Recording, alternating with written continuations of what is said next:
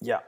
So let's try to take it from the beginning. And what I want to hear is the first time where you felt something was happening symptom wise. Maybe it was when you banged your head, or maybe it could also have been before.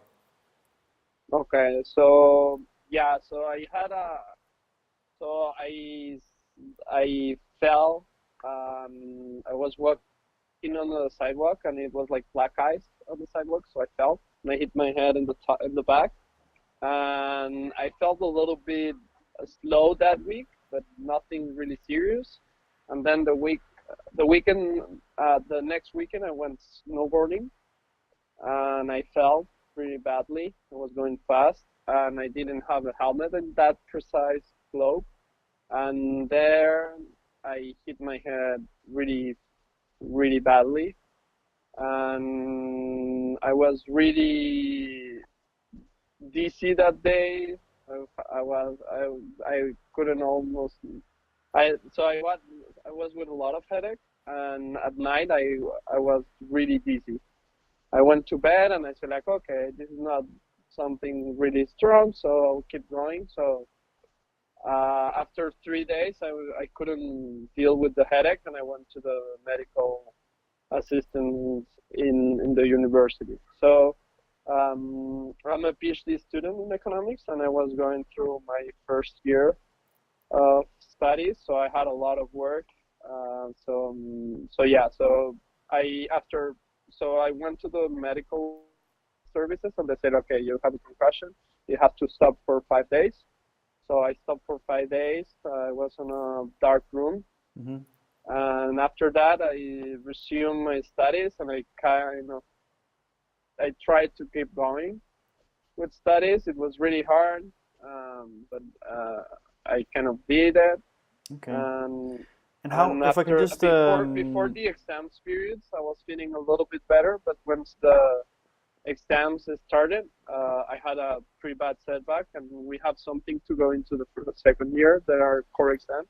Okay. And for that, I was In terms of, so you fell and you hit your head twice, a second time on snowboard. How, if you remember now, firstly, how long time ago is that? that was 2 years ago, 2 years exactly ago. 2 years ago. Okay. And how did your symptoms evolve from when you hit your head, maybe for the next half year or maybe for the next year or so? How did your symptoms evolve? Okay, so at first, I really felt like the whole pressure in the whole head and some pain in the back of the ear, and I couldn't do.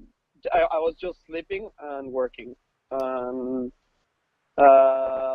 then when the headache after 6 months, the headache started to change, so I started to feel less pain, but then it started to evolve to some pain on the back, and as, as soon as like maybe the swelling of the brain started to decrease, that was like for 6 months. I can feel it. It feels like a narty shot or an onion, and it's like layers.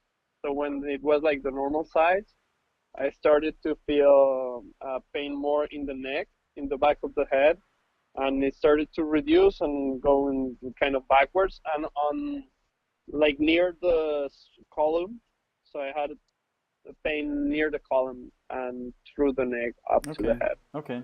And what difference? So the symptoms that you had, was it mainly headaches, or did you have other kinds of symptoms? So it was mainly headaches.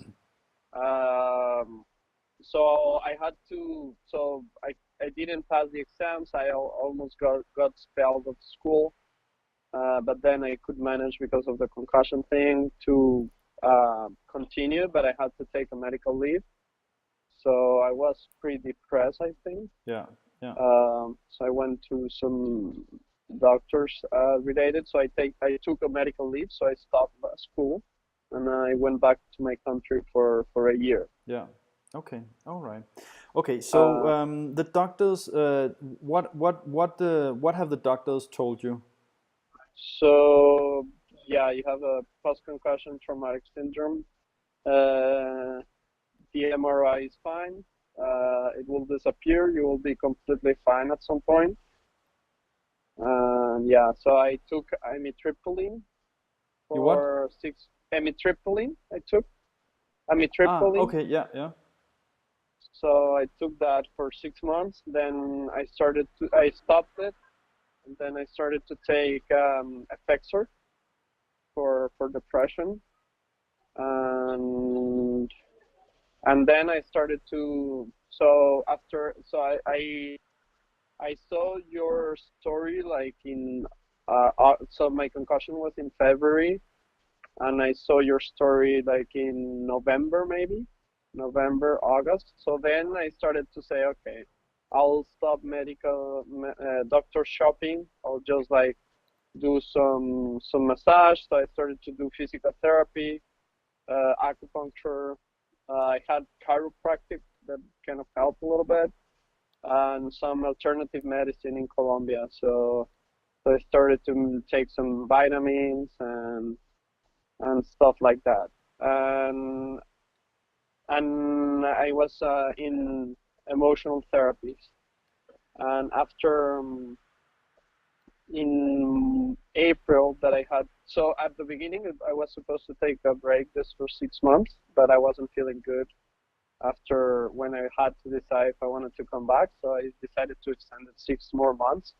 And in April, when I had to take the decision if I wanted to come back to school, I went to another doctor, this kind of a psychiatrist that has, I don't know if you have seen some patients using that, but some transcranial magnetic stimulation, No, TMS. It's a no. TMS. So it's a machine that stimulates the brain. So Okay, it's for chronic pain and for it's basically it's mainly for depression, but now they are doing some work on studies for chronic pain. okay, So some patients with tinnitus, fibromyalgia, and all of that, yeah, and it's more the reaction of the brain to okay, the symptoms. So because the brain kind of gets started, so I yeah, used that and it helped. yeah, It helped enough, and I started to take Lyrica. yeah, That's pregabalina. I don't yeah. know if you know that No, I medicine. don't know so much about the medicines. Pregabalin, I don't know No, how you pronounce it in no, English. no. Okay, okay, but that's fine, Juan. Let me see if there's anything else. Symptoms, your story, the diagnosis. So basically, the only diagnosis or the only diagnosis you got was post-traumatic Yeah, symptom, yeah, or post-concussion, and depression from a post-concussion psychiatrist. and depression. Yeah. Okay. Yeah. All right. Like that, those were the official diagnoses. And the doctor said that I may had what's the name? Well, I forgot. Yeah, it doesn't matter. It's fine. It's fine for me. It's fine for me. We spoke about your symptoms, which were mainly headaches, and the fact that you did various treatments. So that's actually all I need to know for the moment.